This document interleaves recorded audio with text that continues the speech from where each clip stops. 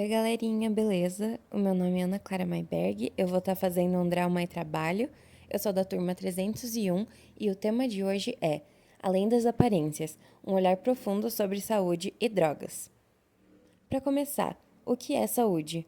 Pode parecer óbvio que saúde é não ter doenças, porém, seguindo uma linha mais abrangente, a Organização Mundial da Saúde, a OMS, em 1946, definiu como um estado de completo bem-estar físico, mental e social, e não apenas como a ausência de doenças ou enfermidades.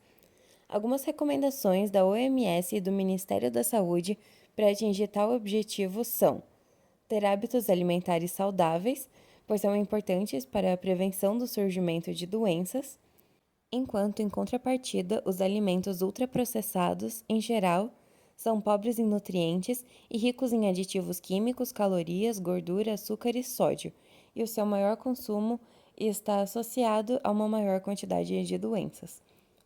Por último, a água é essencial. A água existente no corpo dos seres humanos corresponde a 75% do peso da infância e a mais da metade na idade adulta. Ela é a grande responsável por manter a nossa estrutura toda funcionando. Além do mais, a prática de atividade física deve ser incentivada em todos os momentos da vida, pois traz muitos benefícios para a saúde. E lembra de quando falamos sobre o bem-estar físico e emocional como parte do conceito de saúde?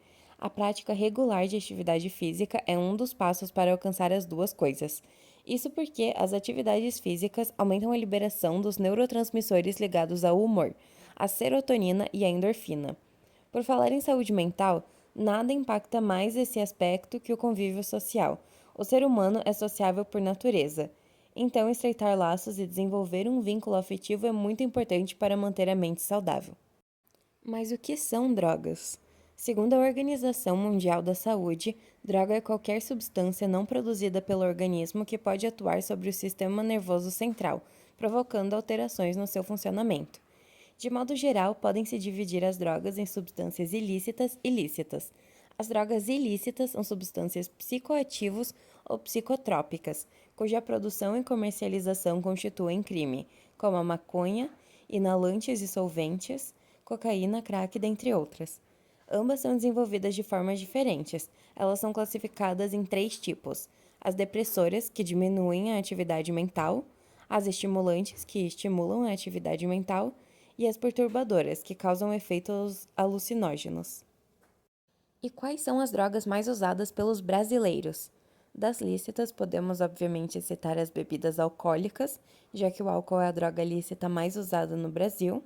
Depois temos os medicamentos não prescritos, que podem ser utilizados para fins distintos da recomendação médica. E um levantamento dividiu os remédios em 6 categorias: anabolizantes, anfetamínicos, anticolinérgicos, barbitúricos, benzodiazepínicos e opiáceos. Entre todos, os medicamentos ansiolíticos e hipnóticos são os mais consumidos no país. A seguir temos o tabaco, que se provou a segunda droga lícita mais usada no país. Um estudo estimou o grau de dependência do brasileiro à nicotina. Para isso, foi utilizada a escala de Fagerstrom, que atribui pontuações para classificar o nível de dependência. Considerando aqueles que responderam ter fumado nos últimos 30 dias, 4,9 milhões tiveram notas acima de 6, que apontam para parâmetros elevados ou muito elevados de dependência. Agora vamos falar um pouquinho sobre as infames drogas ilícitas, começando pela maconha, também conhecida como haxixe ou skunk. Essa é a droga mais consumida por aqui. Depois temos a cocaína, que é a segunda no ranking. Falando sobre crack e similares, em números absolutos, os solventes, que são substâncias líquidas voláteis, têm, como lança-perfume, por exemplo, têm mais consumidores que o crack, são 4,2 milhões. Agora, das mais consumidas pelos jovens são o álcool, o tabaco e a maconha. Um estudo afirmou que 7,4% das pessoas entre 18 e 24 anos já consumiram drogas ilegais. Ser jovem é experimentar um constante período de transformações, impulsionado pela intensidade dos hormônios à flor da pele. Porém, essas transformações, combinadas com influências externas, acabam tornando mais tentador o acesso a drogas na juventude. Os riscos, todavia, são muitos e podem levar a sequelas irreversíveis. Isto porque o desenvolvimento do cérebro, principalmente o do córtex frontal, ocorre até os 24 anos. Consequentemente, o uso de drogas durante a adolescência até essa idade é mais prejudicial e tem um pior prognóstico, bem como uma maior predisposição de desenvolver comorbidades. O alcoolismo na juventude e o tabagismo na juventude se tornam mais e mais comuns. De acordo com a ONU, o álcool sobressai como o maior fator de risco de mortalidade entre jovens na faixa etária de 15 a 19 anos.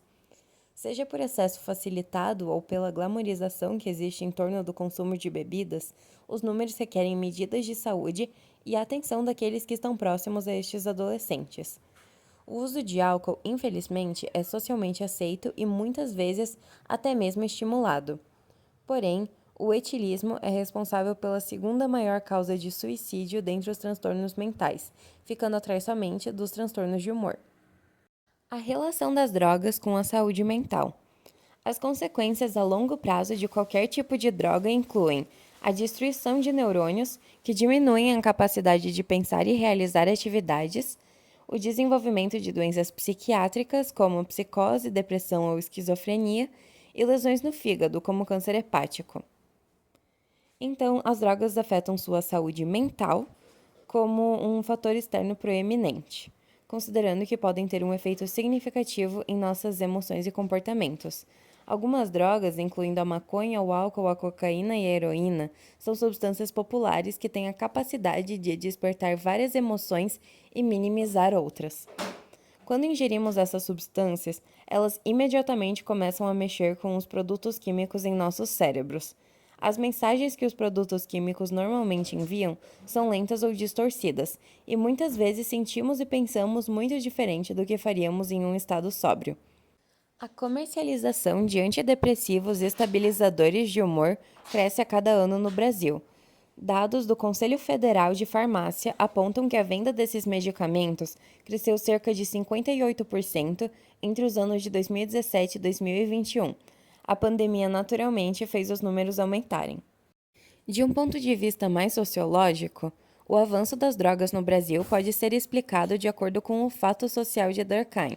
Segundo o sociólogo, o indivíduo é condicionado a agir conforme o grupo no qual está inserido, sendo levado a repetir padrões de comportamento. A interação de uma pessoa com dependentes químicos reforça a tese de que essas possam vir a se tornar usuários em potencial. O sociólogo Zygmunt Bauman fala sobre a ansiedade e a angústia que é viver em nossa atual condição sociocultural, marcada por infinitas possibilidades de escolhas e pela falta de solidez e durabilidade, ou seja, as relações são cada vez mais descartáveis, gerando um vazio.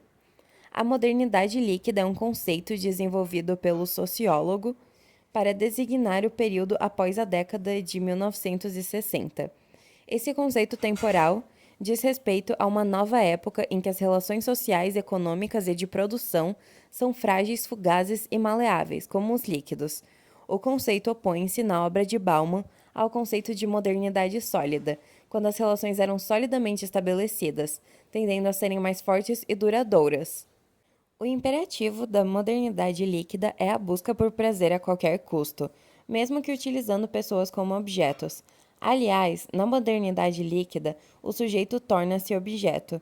As conexões estabelecidas entre pessoas são laços banais e eventuais. Assim, as substâncias depressoras são utilizadas para fazer o tempo escorrer de nossas mãos mais lentamente.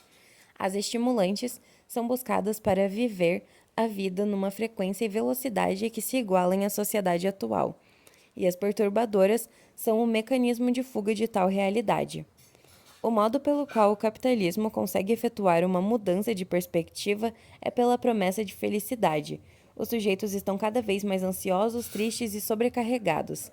Associa-se, então, o prazer momentâneo oferecido pelo consumo à felicidade. Como esse prazer é rapidamente passageiro, o sujeito sente a necessidade de buscá-lo constantemente, na tentativa de alcançar a felicidade. O uso de drogas está relacionado a tal conceito de várias formas. A busca de prazer constante, em que sempre se sente necessidade de ser estimulado e estar fazendo algo, leva à procura por novos estímulos sempre e sempre. A outra forma é o oposto de certa maneira. Consiste na busca constante por entorpecer tais estímulos que geram sobrecarga sensorial em múltiplos aspectos da vida. Enfim, foi isso por hoje. Muito obrigada pela atenção, senhor professor e outros possíveis espectadores. Eu vou estar deixando a bibliografia de todas as fontes que eu usei para pesquisa. E é isso, beijinhos!